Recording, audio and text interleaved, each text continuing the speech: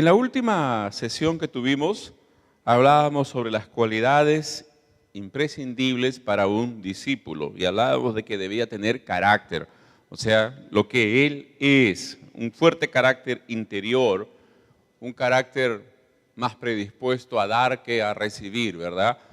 No egoísta. Hablábamos de que debe tener coraje, porque hay muchas cosas. El enemigo, hermanos, ataca virulentamente todo plan que uno quiera hacer para la gloria del Señor, ¿no? Entonces hay que tener coraje, no hay que retroceder. Luego, compromiso, ¿no? Compromiso con Dios, ¿no? Es decir, tomar decisiones y mantenerlas. Amén. Saber tomar decisiones y, ¿qué cosa, hermanos? Mantenerlas, ¿verdad?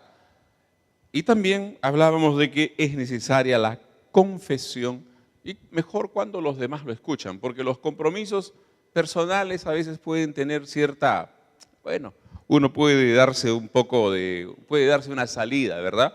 Pero cuando uno hace un compromiso público de fe, un compromiso público de trabajo, ya uno adquiere responsabilidad. Amén. Ahora, toma tiempo, pero es necesario. Es absolutamente necesario. Eso es lo que vimos en nuestra última sesión, voy a llamar así. Y ahora veremos rápidamente, hermanos, algunos conceptos muy importantes en el discipulado. O sea, a veces hablamos ciertos conceptos y de repente uno tiene una idea, uno piensa otra cosa, y vamos a hablar sobre ellos rápidamente para que tengamos todos bien claro lo que significan estos conceptos que aparecen en el discipulado y en la palabra del Señor continuamente. Amén. Por ejemplo, hermanos, ¿cuántos hemos escuchado la palabra doctrina? ¿Ah? Doctrina. No lo usamos mucho en nuestro, ¿verdad? ¿Cierto, hermanos, o no? No usamos casi nunca la palabra doctrina. Pero doctrina, hermanos, necesariamente o esencialmente tiene que ver con la enseñanza. ¿Qué es lo que se enseña? Amén. Y me van a ayudar, hermanos, con sus Biblias rápidamente en Mateo capítulo 7, por ejemplo. Tenemos un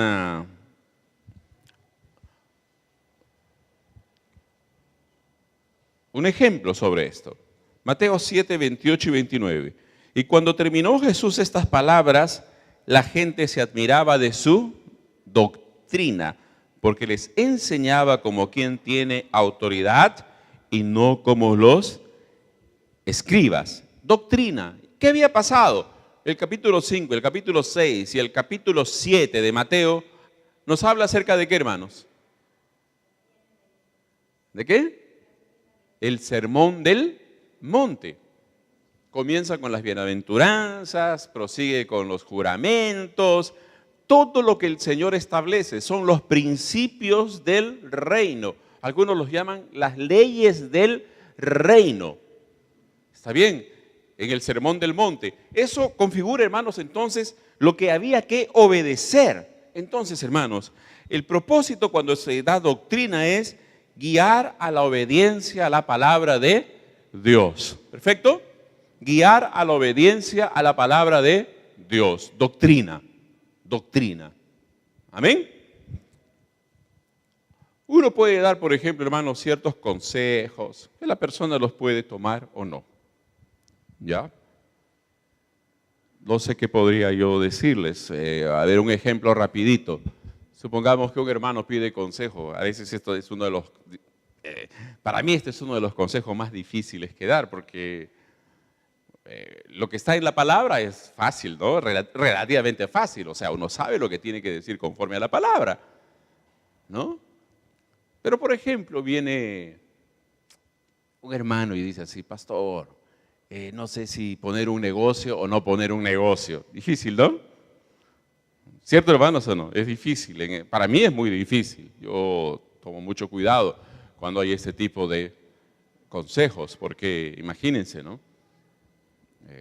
Uno es pastor, uno no es ¿cómo le puedo decir? Consejero de finanzas, ¿cierto, hermanos, o no? Que son cosas distintas. ¿no? Entonces uno puede dar un consejo, mire hermano, tal vez es bueno que inviertas tu dinerito en esta área, ¿no? Yo creo que te puede ayudar. Y realmente, hermanos, ha habido casos en los cuales el Señor nos ha dado gracia y les ha ido muy bien, ¿no? Muy bien, gracias a Dios. Pero es una cosa, hermanos, ¿qué cosa?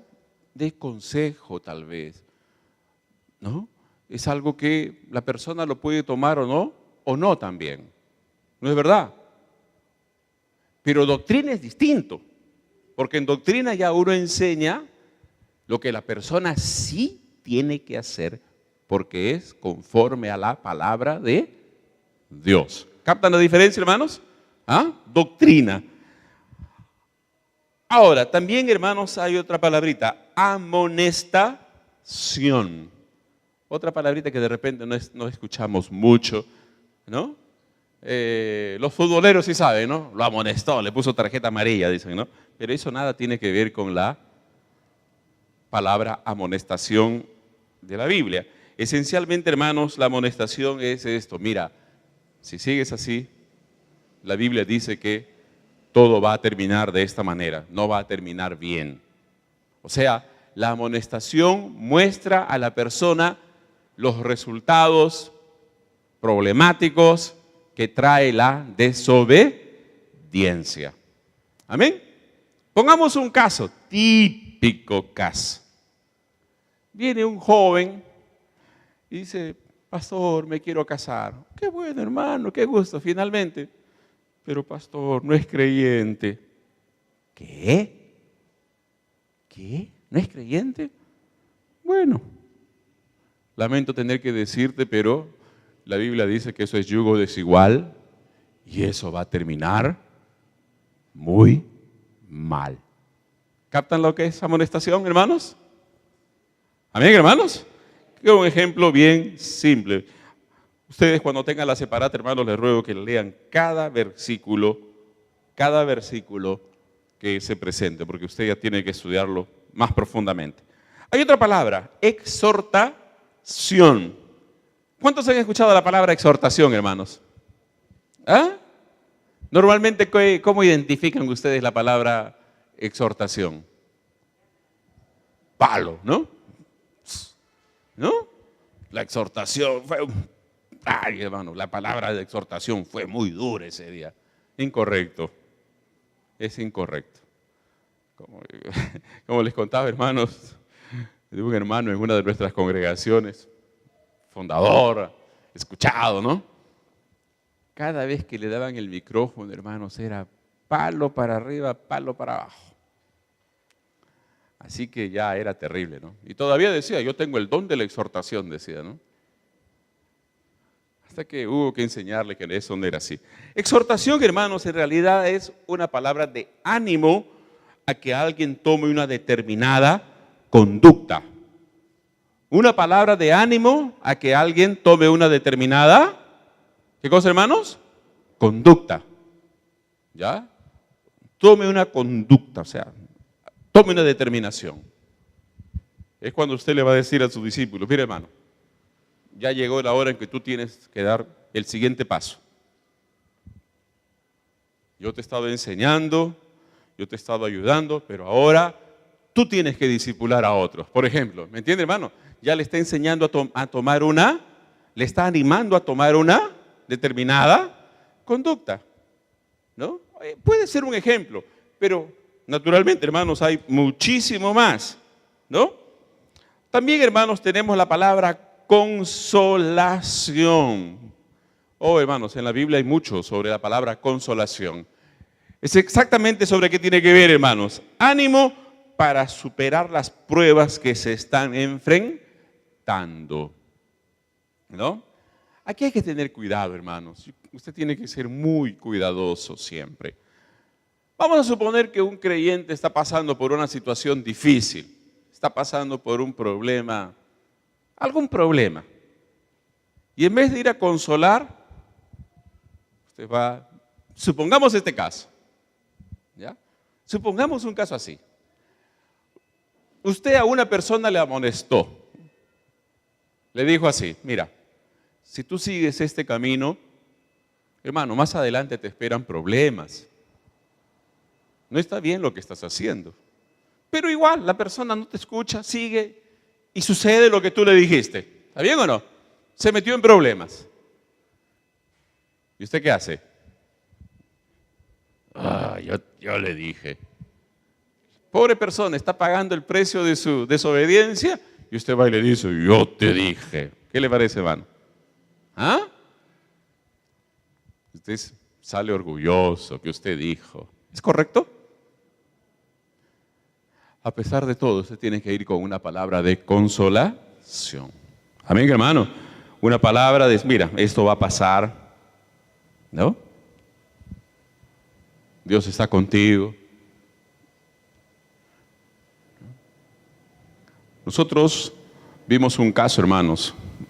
No les voy a contar al detalle ni nada por el estilo, pero de un determinado miembro de la iglesia que por decisiones que tomó, hermanos, pasó por una situación muy difícil. Con mi esposa visitamos a este miembro de la iglesia y realmente su problema era gravísimo.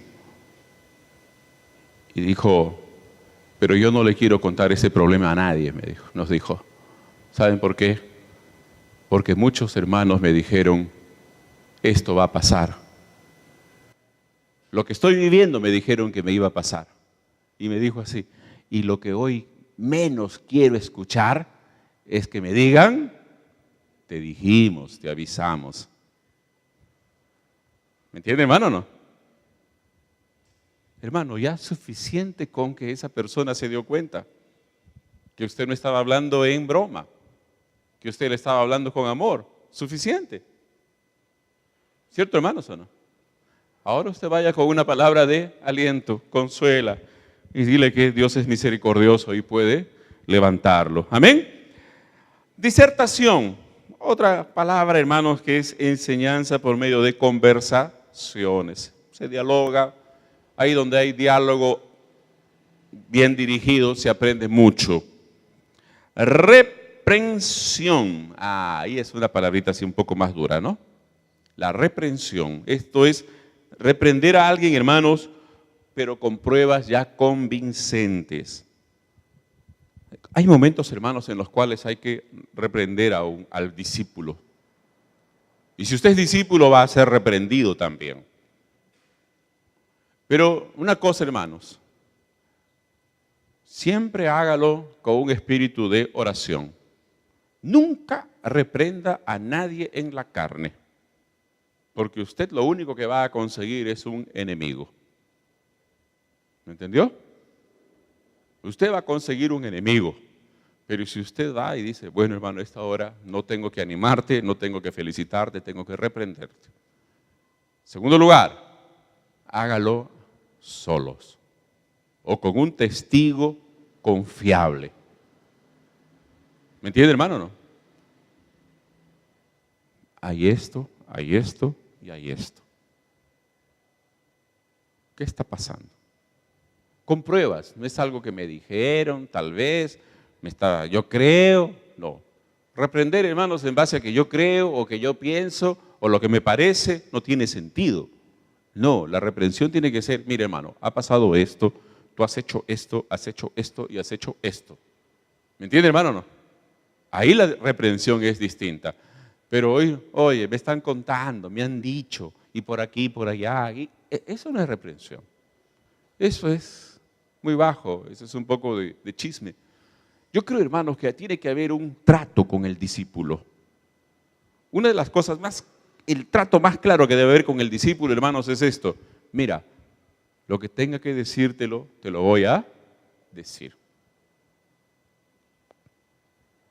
Porque si no, hermanos, se quiebra la confianza.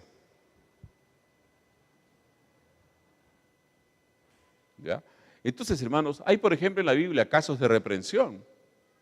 El Señor reprendió a Pedro, ¿cierto, hermanos, o no? Reprendió a sus discípulos.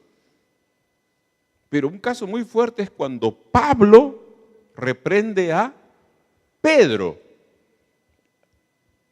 En este caso, Pablo es feroz y lo hace públicamente. Reprendía a Pedro cara a cara, dice él, delante de todos. Pero tenía pruebas. Lamentablemente la actitud de Pedro no era una actitud personal, solamente con él, era una actitud que afectaba al grupo. Entonces, Pablo tuvo que solucionar el problema rápidamente. Algunos consideran, hermanos, algunos historiadores de la iglesia, consideran que ese día, cuando Pablo finalmente reprende a Pedro, hay una separación real entre la iglesia cristiana y el judaísmo. Ahí se marcó el punto de diferencia. Hasta entonces, el judaísmo y la iglesia cristiana estaban un poco mezclados.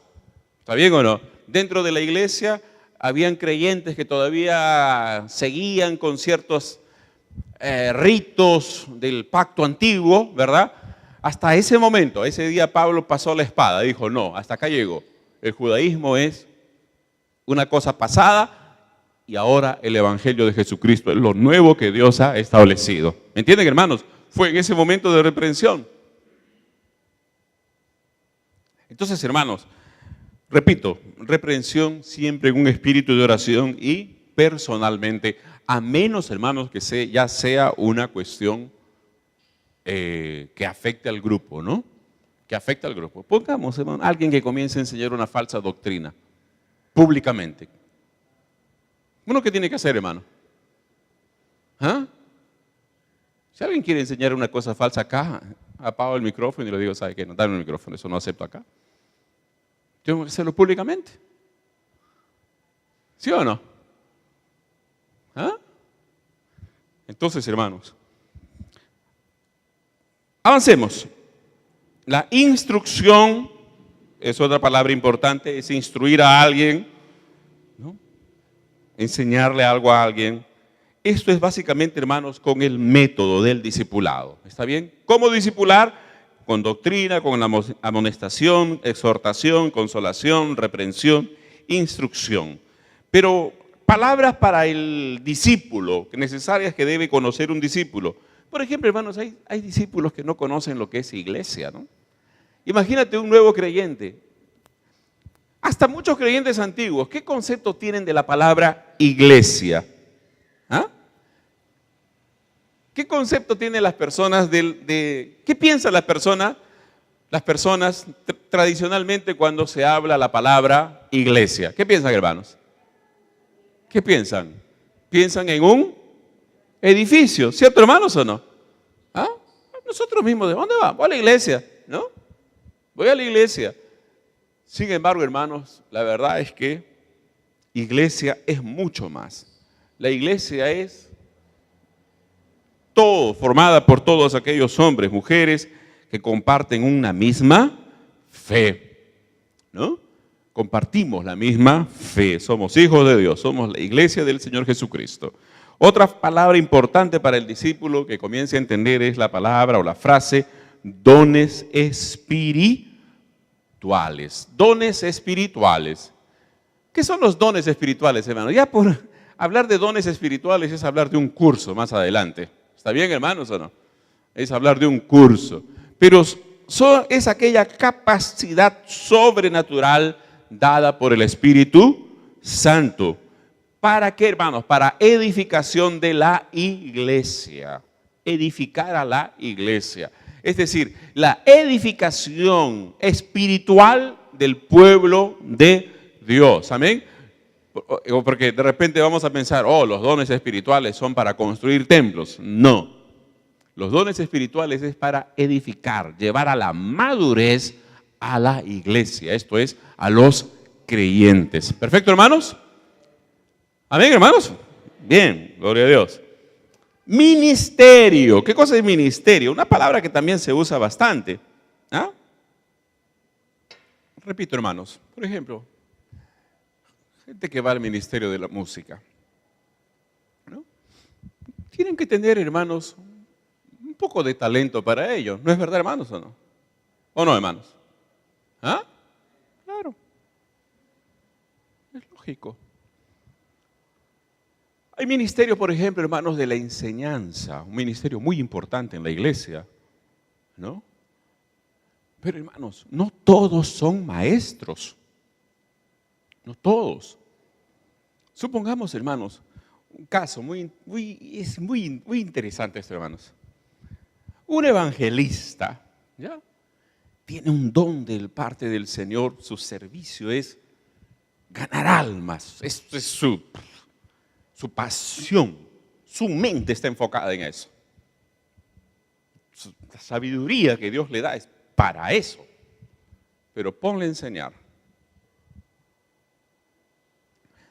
Tal vez lo haga, y muy probablemente lo haga muy bien, pero llega un momento en que va a decir, esto no es conmigo. ¿Por qué? Porque su ministerio, el ministerio que Dios le dio es otro. ¿Comprende, hermano? Entonces, ministerio, hermanos, es ese servicio, es esa labor que todos hacemos conforme a los dones que Dios nos dio para perfeccionamiento del cuerpo de Cristo. Amén. Maestros también es otra palabra. Son los que enseñan. Aquel que te enseña, mira, hace esto, haz aquello. Un discipulador en esencia. Ahora bien, hermanos, el discípulo, ¿qué debe conocer? ¿Cuál es el plan? ¿Cuáles son los pasos rápidamente, brevemente, para un discípulo? En primer lugar, hermanos, un discípulo tiene que aprender la palabra de Dios. ¿Perfecto?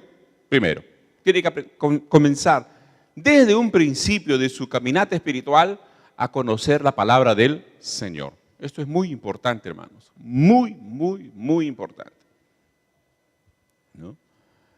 Tiene que haber, hermanos, una transformación de su mente. Y yo creo, hermanos, que uno de los elementos que nos ayuda a cambiar nuestra manera de pensar es la palabra de Dios. Es la palabra de Dios. Entonces, como discipulador, hay que guiar al discípulo a que ame la palabra de Dios desde el primer día. Luego, hermanos, este creyente, este discípulo debe conocer su don o sus dones. ¿Qué es lo que Dios le dio? ¿Estamos? ¿Qué es lo que Dios le dio? Hay talentos, hermanos, que son naturales en la persona. Talentos. Vamos a suponer un hermano que es fantástico dibujando. Es un talento que Dios le dio. ¿Cierto, hermanos? ¿O no? ¿Ah? Porque hay algunos hermanos que cuando dibujamos, hermano, el papel llora, ¿no, hermano? ¿Cierto o no? Pero hay otros que no, ¿no, hermano? ¿Cierto o no? Una maestría increíble. Mejor que el original, ¿no? ¿Sí o no? Te dibujan y sale mejor que tú. ¿No? A ese hermano uno lo comienza a colocar. Bueno, tienes este talento, comienza a servir en esta área. En la escuela dominical se necesita bastante, de repente en el área de promoción de la iglesia, donde se necesita arte, ¿cierto, hermanos, o no? Comienza a servir en algún ministerio de acuerdo al don que Dios le dio. Ahora, hermanos, talento, pero a veces viene de acuerdo al don, ya es otra cosa más profunda. ¿No? Sí, se me viene a la mente, por ejemplo, la hija del pastor Silas. Algunos la conocemos, Priscila. Priscila es una chica fantástica dibujando y pintando. Tiene una imaginación muy poderosa para llevar las enseñanzas bíblicas a la pintura. Pero ella no se ha dedicado solo a eso. Ahora creo que da conferencias para enseñanza de niños en la escuela dominical. O sea, ya amplió su labor. Talento que Dios le dio lo convirtió en un don. ¿Me entienden, hermanos? Algo más profundo, ya está edificando. Entonces, hermanos, eso es un proceso naturalmente, pero es importante, hermanos. Como discipulador, primero, como discipulador usted tiene que descubrir cuál es el talento, los dones que Dios le da a su discípulo. Y como discípulo, cada quien debe estar dispuesto a servir al Señor con lo que Dios le dio. Amén, hermanos. ¿Perfecto, hermanos, o no? ¿Ya? Vamos a suponer, hermanos. Uno tiene sus hijos. Más o menos uno va descubriendo cuál es la tendencia de cada chico. ¿A dónde va? Uno se va dando cuenta para qué le sirve el cerebro. ¿Para qué Dios le dio cerebro? ¿Cierto? Pero yo me acuerdo, hermano, que era chiquillo todavía. Había un señor que vivía un poco más arriba de nuestra casa, era peluquero. Y una vez, estando él me estaba cortando y me dijo, yo quiero que mis hijas sean futbolistas. Nunca me olvidé eso, han pasado más de 40 años. ¿Qué le digo? ¿Tus hijas futbolistas? Claro, pues futbolista gana plata, me decían. Bueno, en fin, fue una conversación de tantas, ¿no? Pero luego pensando, ya a los años uno va madurando, meditando en algunas cosas que escucha. ¿Tiene sentido eso? ¿Ah? Yo quiero que mi hijo sea chef, pero el muchacho, hermano, no sabe ni poner agua en la tetera, ¿no? ¿Comprendió, no, hermano? Entonces uno como discipulador igualmente, hermanos, tiene que descubrir los dones y el talento que tiene su discípulo. Perfecto, hermanos, hay que descubrirlos. Y eso, hermano querido, usted lo va a descubrir solo con la dirección del Señor. Para esto usted tiene que orar por su discípulo, decir, Señor, ¿qué cosa tú le has dado a este hombre? Y Dios te va a guiar, Dios te va a orientar. Amén. ¿No? Tal vez estos días leía una vez más cuando el Señor le dice a Elías, cuando pases por tal lugar verás a Eliseo, hijo de Safat, y tú lo vas a consagrar para que sea profeta en lugar tuyo. Dios le habló a Elías. Dios va a hablar contigo, hermano, para ver qué es lo que tiene tu discípulo, con lo cual él va a glorificar el nombre del Señor. Amén. Ahora, palabras importantes, conceptos importantes con respecto al discipulador. El discipulador, ¿qué es, hermanos? Es un maestro que guía a su discípulo a la madurez. No olvide eso, hermanos. El discipulador es un maestro que guía a su discípulo, ¿a qué, hermanos? Por eso, hermanos, yo creo de que siempre el discipulador tiene que pasar un poquito de tiempo para que alguien sea discipulador, no tan inmediatamente. ¿Por qué, hermanos? Porque un nuevo creyente toma tiempo que llegue a cierta madurez. ¿No es verdad, hermanos? Yo tengo 3 lindos sobrinitos ahí en casa. Laurita, 6, André, 3, y Bianca, 3 meses creo que tiene la bebé. ¿No? Imagínate que yo le diga, André, vamos a suponer, tú te vas a quedar cuidando a tu hermanita. ¿Cómo le va a cuidar? ¿Ah? ¿Cómo le va a cuidar, hermano? No pensemos demasiado. ¿No? ¿Comprende la idea, hermanos? Laurita, quién sabe ya, si uno le dice, cuida a tu hermanita, mírala. Ella es más criteriosita, va a tener cierto cuidado. Uno le puede decir, mira, si pasa algo me avisas. ¿No es verdad? Y ya con sus 6 añitos, de repente va a decir, mamá, está llorando la bebé, no sé qué le ha pasado. Ya, ¿me entienden, hermano? Es distinto. Creo que, hermanos, que para ser discipulador requiere un poco de tiempo. Pero tampoco tanto, hermanos. Tampoco tanto. Tampoco vamos a esperar que sea teólogo y que no sé cuánto para que recién discipule. No. No. ¿Perfecto? ¿Y qué es el discípulo? El discípulo es un aprendiz. Alguien que no sabe y que va a aprender de su maestro, va a recibir instrucciones. Pero una cosa sí, mire hermano, aún siendo uno un discipulador, no deja de ser discípulo. No voy a pensar a alguien que diga, yo soy discipulador y ya no necesito ahora de discipulador. ¿Sí o no? Yo tengo ahora mis discípulos y ya no necesito más de discipulador. No. Hermanos queridos, todos somos discípulos en perfeccionamiento. Vamos creciendo, ¿no?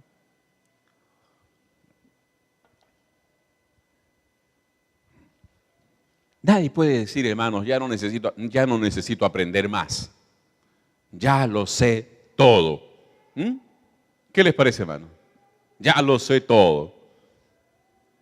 ¿Qué les parece, hermano? ¿Sería correcto en un discipulador eso, hermanos, o no? Yo creo que no. Yo creo que no. Uno siempre tiene que tener, hermano, la sencillez, la humildad de pensar, siempre hay algo para aprender y mucho por aprender. Perfecto, entonces no deje de ser discípulo. Ahora, el discipulador, hermanos, tiene el compromiso de enseñar fielmente la palabra de Dios. Amén. Otro término, hermanos, para el discipulador es este, perfecto. Usted va a ver siempre en la Biblia esta palabra, en el Nuevo Testamento, para que seáis perfectos y cabales, por ejemplo, dice, ¿verdad? ¿Y usted qué piensa como perfecto? ¿Ah? Alguien que nunca comete errores. Más o menos esa es la idea que tenemos, ¿no es verdad? Pero ¿es esa la idea que hay en perfecto, hermanos, o no? ¿En la Biblia o no? Más aún, ¿qué creyente, por maduro o perfecto que sea, no comete algún error en su caminata cristiana? Dígame usted. Naturalmente va a cometer menos errores, pero que los va a cometer, los va a cometer. Entonces, hermanos, perfecto en la Biblia significa alguien maduro, alguien cabal, alguien que está completo.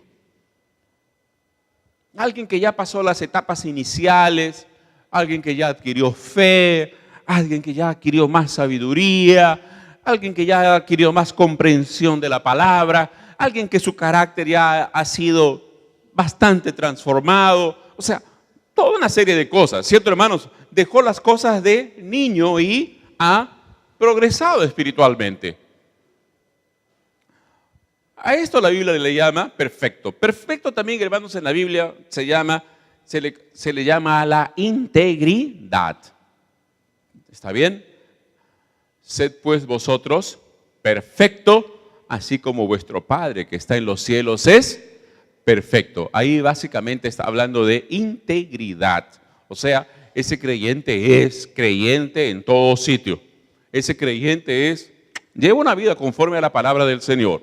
No bromea con su testimonio. No es alguien que está jugando con su manera de ser. ¿No?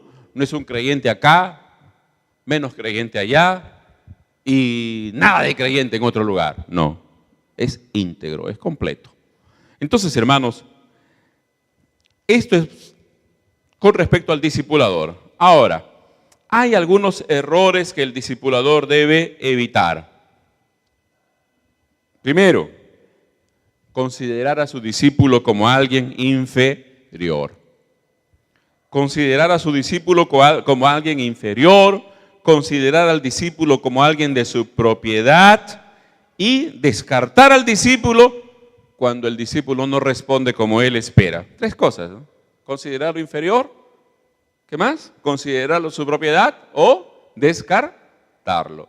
Muchos discipuladores, hermanos, cometen este error, ¿no?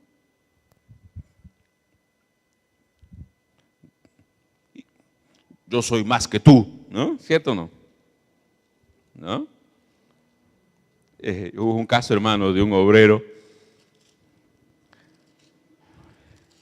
que cuando los hermanos le hacían alguna pregunta y él no podía responder, él decía, ustedes no saben nada, yo he estudiado, decía, ¿no? Ustedes no han estudiado, ustedes no saben nada, yo sí he estudiado. No consideraba para nada la opinión de los hermanos, ¿no? En este caso. Pero la Biblia dice así, hermanos, déjenme ver. El discípulo no es superior a su maestro, mas todo el que fuere perfeccionado será como su maestro. ¿Qué les parece, hermanos? ¿Ah? Gracias a Dios. Considerar al discípulo como alguien de su propiedad. Oh, aquí hay que tener cuidado, hermanos. ¿No? Tú eres mi discípulo, tienes que obedecerme, así que anda a lavar mi carro. ¿Qué le parece, hermano? ¿Ah? Ahora que tú eres mi discípulo, tienes que prestarme plata, por ejemplo. Cosas serias, ¿no, hermanos? Nada tiene que ver con eso. Nada tiene que ver con eso. Y la tercera cosa, hermanos, descartar al discípulo. De repente el discípulo no es como uno espera. De repente su progreso es más lento que otro. ¿No es verdad? De repente hay discípulos por ahí, hermanos, hay un discípulo que es una bendición de Dios en el sentido de que va, entiende, crece, desarrolla rápidamente. Pero por otro lado tiene un discípulo más lento, ¿no? Que a veces hace caso, a veces no tan bien. Y usted dice, como discipulador, usted se harta y dice, ese discípulo no sirve, hay que desecharlo. No hay que cometer ese error. No hay que cometer ese error. Amén, hermanos. Hay discípulos que demoran. Tal vez esta fue la experiencia de Pablo. Pablo desechó a un discípulo, ¿cierto o no? ¿Recuerdan, hermanos? ¿A quién lo desechó? A Juan Marcos. Pero Bernabé lo desechó, ¿o no? Bernabé no lo desechó. Naturalmente, hermanos, aquí hay una situación. Bernabé era más discipulador que Pablo.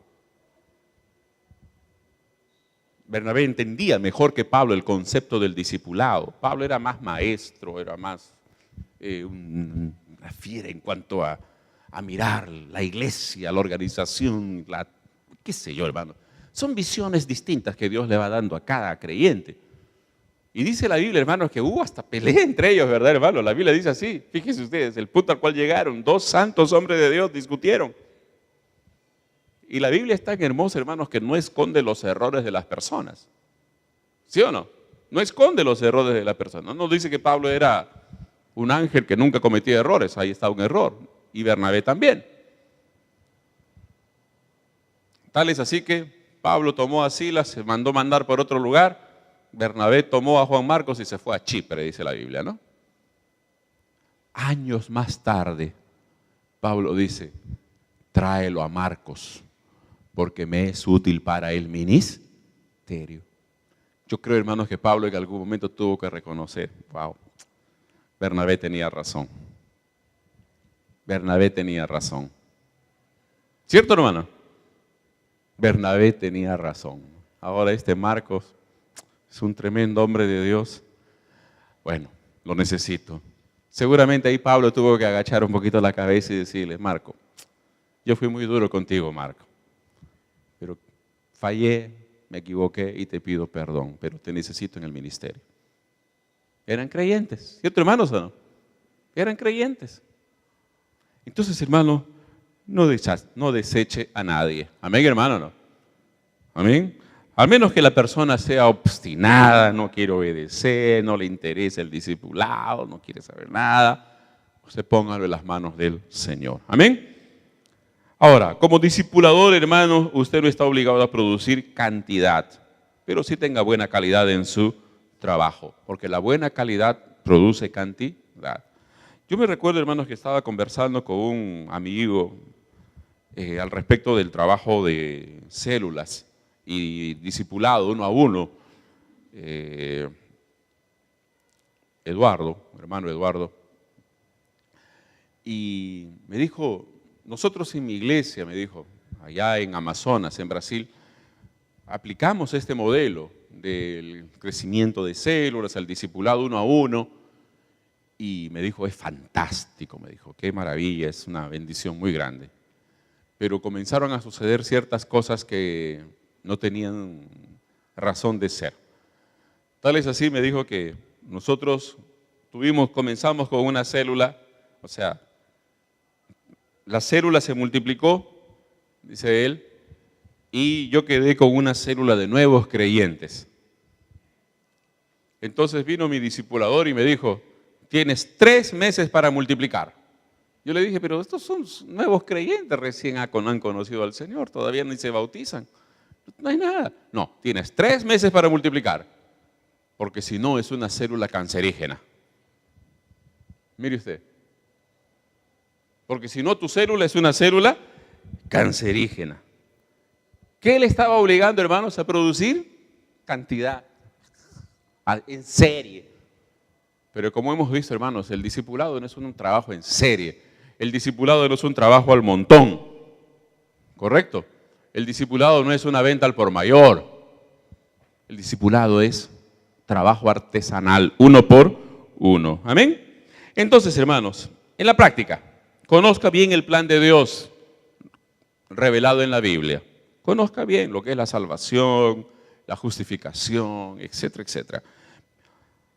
Pida orientación, involúcrese en algún ministerio de la iglesia. No quede, hermano querido, bueno, yo voy a la iglesia, yo cumplo con lo mío y de ahí me voy. No, involúcrese en alguna área de la iglesia. Amén, hermano. Tenga sus discípulos y si usted es un nuevo creyente, pida ser discipulado. Amén. Pida ser discipulado. Gracias al Señor, hermanos, acá creo que todos los hermanos están entendiendo cada vez más el valor del discipulado y lo están haciendo. Eso es muy importante. Vamos a avanzar, hermanos, un poco para aprovechar los minutos que nos quedan. El discipulado cristiano, dice acá, es aquel que aprende y sigue la enseñanza. Amén. ¿Qué es un discípulo, hermano? ¿Qué piensan ustedes en esencia? ¿Qué es un discípulo? ¿Quién es un discípulo del Señor Jesucristo? Piénselo un momento. Alguien que cree todo lo que Cristo dijo y hace lo que Cristo manda. ¿Amén? ¿Perfecto, hermanos, o no? Cree lo que Cristo dijo y ¿qué ve?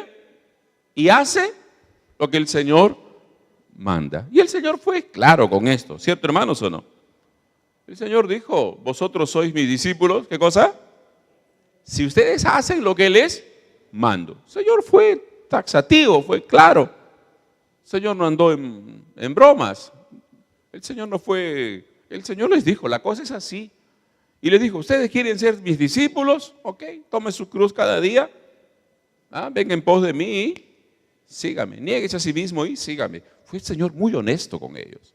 Entonces, hermanos, el discípulo es aquel que ha decidido, ¿está bien?, seguir al Señor y obedecer al Señor. Por tanto, es alguien que se arrepintió, es alguien que se bautiza, es alguien que busca el bautismo del Espíritu Santo. Es alguien, hermanos, que quiere vivir a la manera del Señor Jesucristo. En el Nuevo Testamento, hermanos, escúcheme bien, no existe un convertido que no sea discípulo. En otras palabras, es imposible ser discípulo si primero esa persona no se ha convertido al Señor. Si esa persona no ha entregado su corazón al Señor, si todavía no ha tomado la decisión de ser un creyente, es imposible que sea un discípulo. Amén, hermanos. Así que no vaya usted a estar intentando, hermano, que un todavía no creyente sea discípulo. La verdad es que no le interesa, ¿no? Entonces, la palabra discípulo, hermanos, fíjese usted, en el Nuevo Testamento, la palabra discípulo aparece más de 250 veces. Más de 250 veces. La palabra evangélico no aparece nunca. Fíjese. La palabra discípulo aparece 258 veces. ¿Y la palabra evangélico cuántas veces aparece, hermano? Y los hermanos evangélicos de la iglesia en Éfeso, ¿así era, no? No aparece ni una. Aparece evangelio, sí, pero evangélico, no. Lo que aparece, ¿qué cosa, hermanos, es? Continuamente, ¿qué aparece, hermanos? Discípulo. En otras palabras, hermanos, la iglesia tuvo bien claro que todo creyente necesariamente debía ser un discípulo. Nosotros predominantemente llamamos creyentes, ¿cierto, hermanos, o no? ¿Cuántos creyentes hay en la iglesia? 500. Pero aquí la Biblia nos enseña, hermanos, que en aquellos días la opinión de ellos era distinta. ¿Quiénes son los discípulos de la iglesia? En la iglesia predominaba la palabra, ¿qué cosa, hermanos? Discípulo, por todo lo que significaba. Ahora bien, hermanos, por ejemplo, salvo. ¿Quién es una persona salvada? Un salvo. ¿Quién es un salvo, hermanos? aquel que ha sido liberado del poder, aquel que ha sido liberado de la condenación del pecado. Ese es un salvo.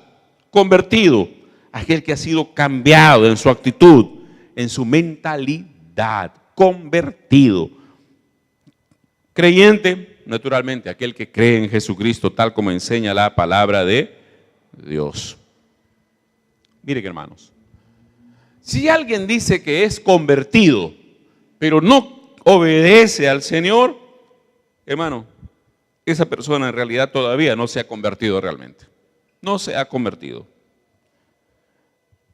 ¿Por qué, hermano? Porque toda persona convertida, lo primero que hace es tomar una decisión en el corazón de obedecer. Obedecer al Señor. Hay un deseo en el alma, hermano, de conocer qué debe hacer ahora, ahora que es hijo de Dios. Fíjese, hermano querido, escúcheme bien con atención.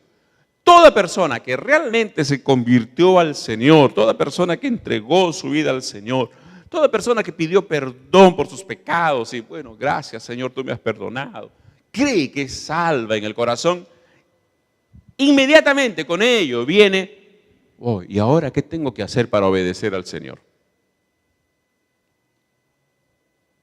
Ahora, ¿qué tengo que hacer? Ni el discipulador ni el pastor tienen que estarse matando para enseñarle los mandamientos del Señor. No, él mismo dice, oye, enséñame. No le quiero fallar al Señor, enséñame. Dime las cosas con claridad. ¿Está bien lo que estoy haciendo? ¿Está bien lo que estoy diciendo? ¿Me entiende, hermano, o no? ¿Tiene ahora qué cosa, hermano? Está convertido en su corazón. Quiere aprender y quiere vivir conforme a la palabra de Dios. Amén. Ahora, esto implica, hermanos, sumisión, obediencia. Ahora, si en la Biblia se habla de discípulo, es porque todo discípulo, hermanos, era salvo, una persona que había sido perdonada de sus pecados, librada de la condenación eterna y convertida. Ahora, hermanos, creo que aquí vamos a tratar de enfatizar.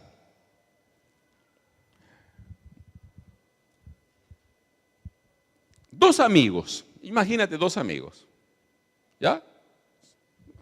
Yo estoy acá con mi amigo. Como amigo, ¿tengo la obligación de obedecerle? ¿Tengo la obligación de obedecer a mi amigo o no? Piénsate un momento, tienes tu amigo.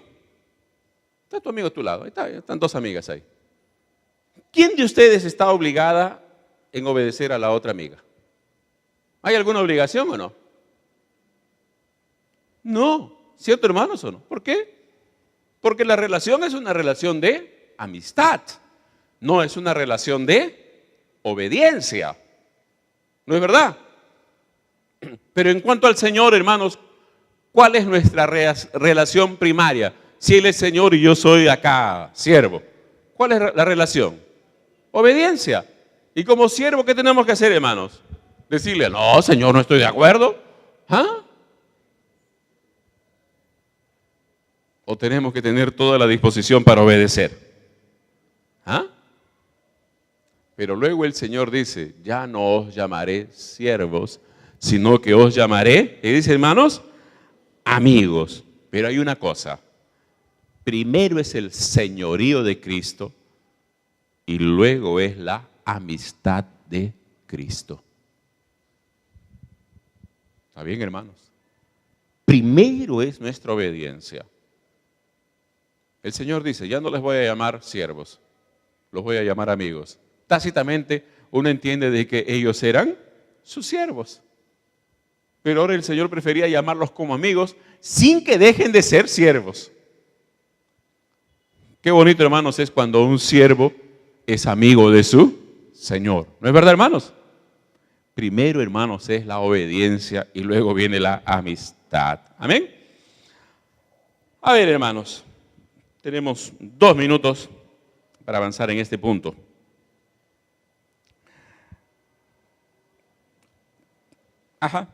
La importancia de conocer la palabra de Dios. Hermanos, tenemos que saber especialmente para los nuevos creyentes, que este libro, la palabra de Dios, es la revelación de Dios. Amén. Y la Biblia, hermanos, es nuestra fuente, de la cual tomamos la enseñanza para nuestra conducta. Se dice siempre que la Biblia es la regla de fe y conducta, es decir, ¿qué debo hacer? La Biblia lo dice. Amén, hermanos. ¿Cómo debo ser como esposo? La Biblia lo dice. ¿Cómo debe ser una hermana como esposa? La Biblia lo dice. ¿Cómo debe ser un creyente como hijo? La Biblia lo dice. Es nuestra regla de fe y conducta. Ella nos prepara también en el discipulado. Ahora, hermanos, todo creyente tiene que amar la palabra y crecer, escúcheme bien, hermano, en la comprensión de la palabra del Señor. Y a medida que pase el tiempo, hermanos, usted se va a dar cuenta de algo, que la comprensión de la palabra de Dios tiene que ver con una iluminación del Espíritu Santo a tu corazón. Estás leyendo la palabra, hermanos, en la dependencia del Señor y el Espíritu Santo, ¡pum!, te abre un versículo. Estás viendo un versículo que nunca lo habías visto y de pronto, o mejor dicho, un versículo que siempre lo habías visto y de pronto el Espíritu Santo le da un significado. Por eso David diría, abre mis ojos, amén, hermanos, y miraré, ¿qué cosa? Las maravillas de tu ley. Entonces, mis amados hermanos, cuando el Señor comisiona a Josué, le dice, Josué, ahora tú vas a llevar a este pueblo, ahora tú vas a introducir a este pueblo a la tierra que prometía a Abraham, Isaac y a Jacob. Pero le dice, nunca se aparte de ti esta palabra. Hermano querido, como hijo de Dios, no dejes nunca la palabra. Amén, hermano. Miren, hermanos, ¿en qué va a ayudar? Primero, te va a ayudar a enseñar y predicar, naturalmente, ¿no? Yo me acuerdo de que una vez el pastor Evaristo nos comentó de que en la iglesia donde él asistía había un hermano que era un abogado. No tengo nada contra los abogados, por si acaso, todo lo contrario. Pero ese hermano, no por ser abogado, sino en su personalidad, decía, no, yo sí puedo hablar en público y no sé cuánto. Pero era nuevo. Así que un día hicieron un culto al aire libre en una plaza y le invitaron al abogado, al hermano, a dar su testimonio. Y Evaristo, cuando hablaba, ustedes saben, habla con la punta de los dedos, ¿no? Hace cada gesto. Y él comentaba de que aquel hermano salió, puso la Biblia ahí en el púlpito, y cuando abrió la Biblia no sabía qué decir. ¿Por qué? No conocía. Era muy nuevo y todavía no conocía casi nada de la palabra de Dios. Entonces, hermanos, ¿para qué va el ejemplo, hermano? Que cuando usted comienza a conocer más la palabra de Dios, tu capacidad para enseñar y predicar va a aumentar. ¿Perfecto, hermano, o no? Va a aumentar, necesariamente. También, hermanos, vas a poder confiar personalmente y transmitir confianza en el Señor. Conociendo la palabra de Dios, ¿qué pasa, hermanos? Vas a poder confiar. Y vas a ayudar a tu hermano a tener confianza. ¿Por qué, hermano? Porque vas a decirle, oye, hermano, mira, en esta situación lo mejor que podemos hacer es ver qué nos dice la palabra de Dios. Y la palabra de Dios dice esto, ¿qué te parece? Entonces, hermanos, eso ayuda, el comprender cada vez más, amar siempre la palabra de Dios. Dice, ayudar a los demás en tiempos difíciles, naturalmente, ¿no? Ayudar a los demás en tiempos difíciles y te da también capacidad para ser paciente en las pruebas, ¿no? Llega una prueba, no te vas a desesperar. Sabes que Dios está perfeccionando tu fe. ¿Cierto, hermanos, o no? Entenderás que Dios está perfeccionando tu fe y tú vas a decir, bueno, gracias, Señor, tú lo has permitido, glorias sean dadas a tu nombre. ¿Por qué, hermano? ¿Por qué tienes esta tranquilidad? Por la palabra en tu corazón, ¿no? Naturalmente, hermano, la palabra en el corazón también es la espada del Espíritu, ¿cierto, hermano? Cuando viene el ataque del enemigo, ahí está la palabra, ahí está la espada. Amén. Terminemos, hermanos, con Juan capítulo 5, versículo 39. Pasaje conocido. Escudriñad las Escrituras, porque a vosotros os parece que en ellas tenéis la vida eterna, y ellas son las que dan testimonio de mí. Gloria al Señor. ¿Quieres conocer más acerca de la vida eterna? ¿Quieres conocer más al Señor Jesucristo? Conoce cada día más la palabra de Dios. Amén. Gracias al Señor, hermanos. Quedamos por aquí en esta oportunidad. La próxima semana, Dios mediante, seguiremos avanzando. Pongámonos en pie.